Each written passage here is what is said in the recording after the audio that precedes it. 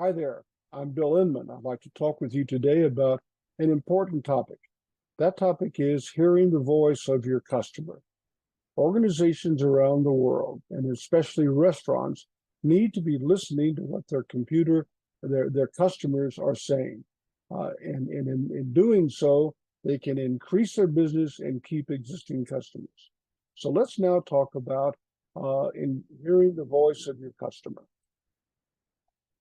What is it that restaurants need to be thinking about when they hear the voice of the customer? The kinds of subjects they need to be thinking about are number one, product, the food, the menu, the dishes.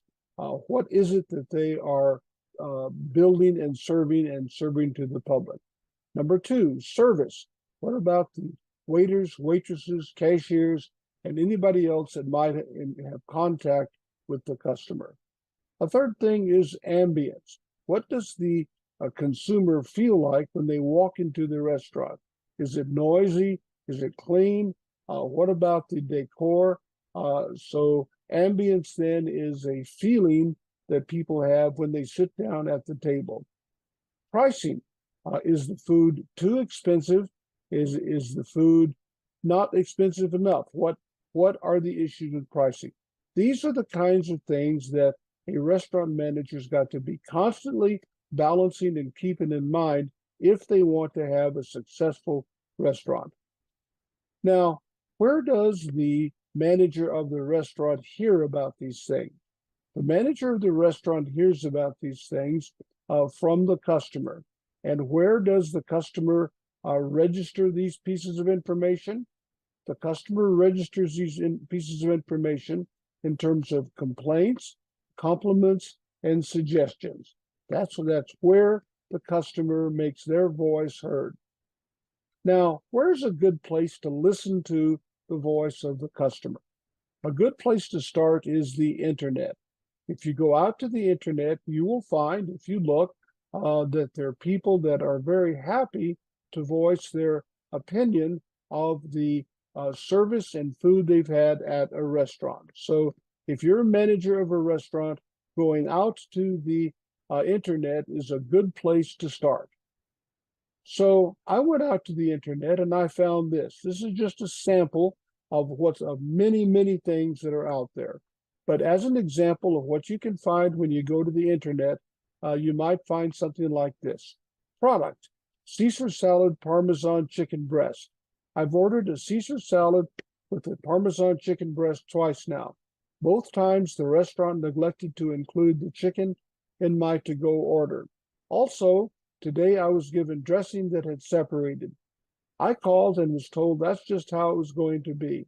I love your restaurant and was very disappointed. Not a good experience at all. So this is the kind of thing that the restaurant manager needs to know about. If you want to have the customer have return business, you've got to be able to understand the specifics of the experiences that a customer's had. How do you do this? You listen to your customer. So where can you listen to your customer?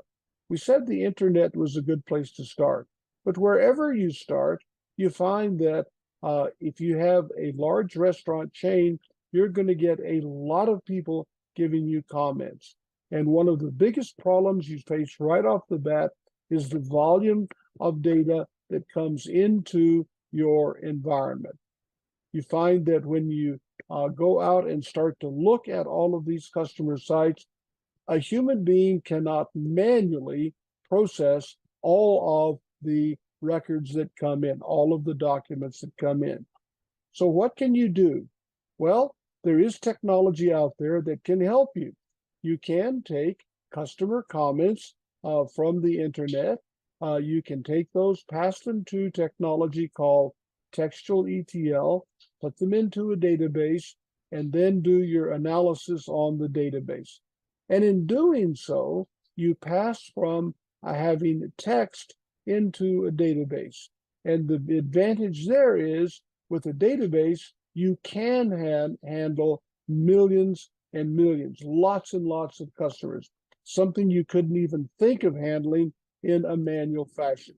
So there is an alternative to trying to understand your customer manually, and that alternative is to use technologies such as textual ETL to find out what it is your customer is saying.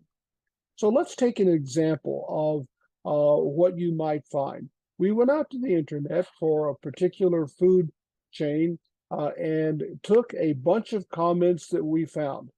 And the kinds of things that we found, we organized into different classifications.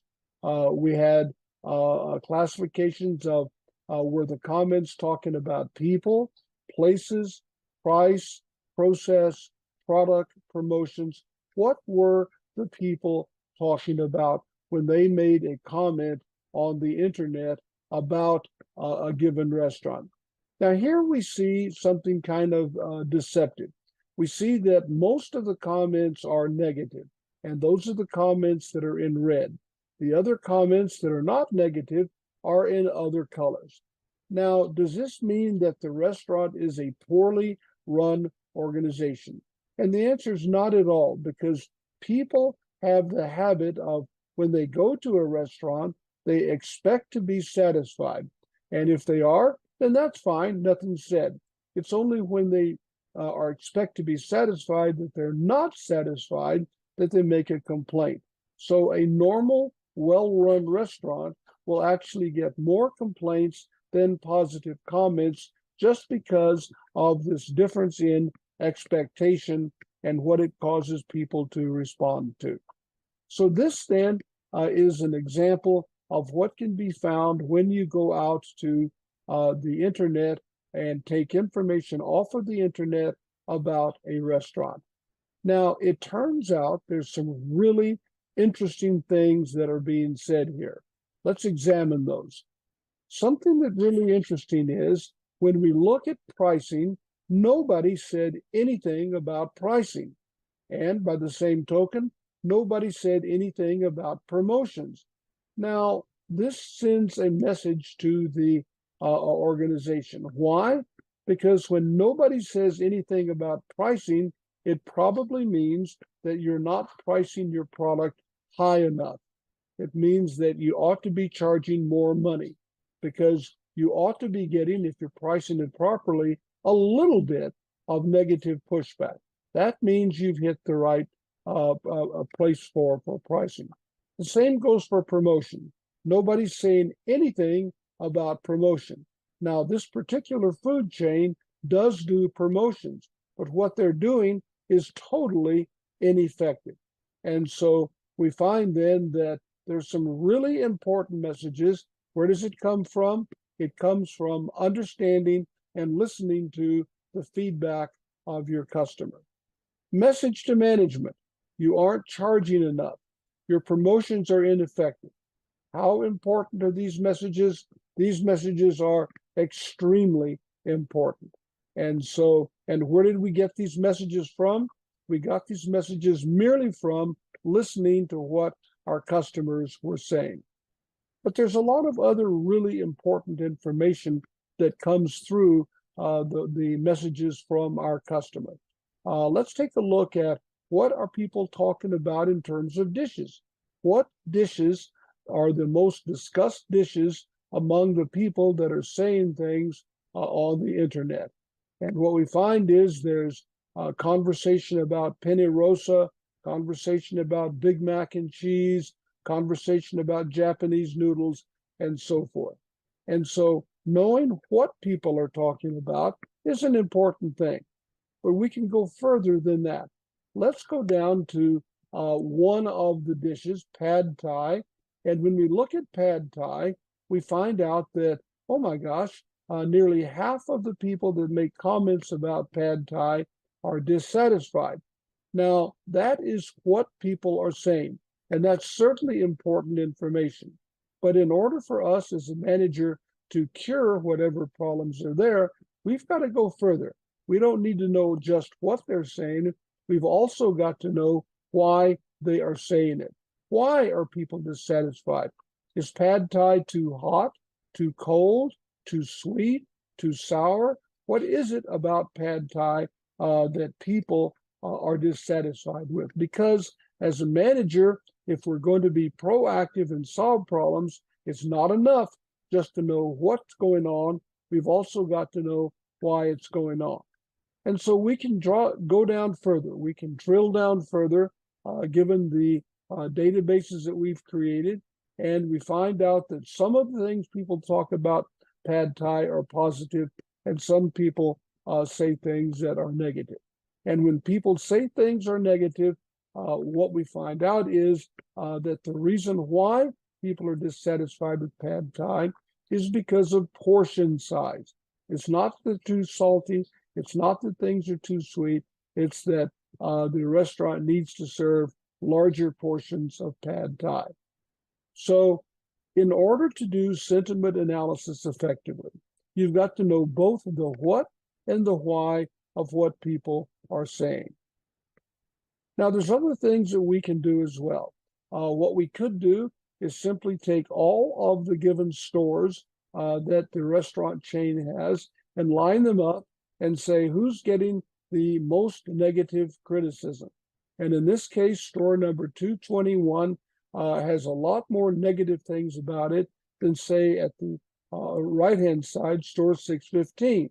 So if we look at it from a standpoint of total negativity coming about a store, this is one way to look at it. But this way can be very deceiving, because what if store number 221 is in downtown Manhattan, New York City, and store 615 is in New Mexico, Gallup, New Mexico, where there's not many customers for the restaurant chain. So when we factor in the total number of meals served, it could well be that the restaurants on the right-hand side, in fact, are more poorly run than the one in Manhattan, New York. So this is the kind of incisive analysis that we can undertake to determine how to better manage our organization. And how do you do this? You take your unstructured data, your comments, you build a database. The database is going to focus on such things as product, store, service, aggregation, and pricing. And in doing so, you now know how to manage your environment better. Now you can hear what your customer is saying quickly, easily, inexpensively. If you want to keep customers and attract new customers, now you can do so. Give us a call at Forest Rim, and we'll show you just how easy this is to do.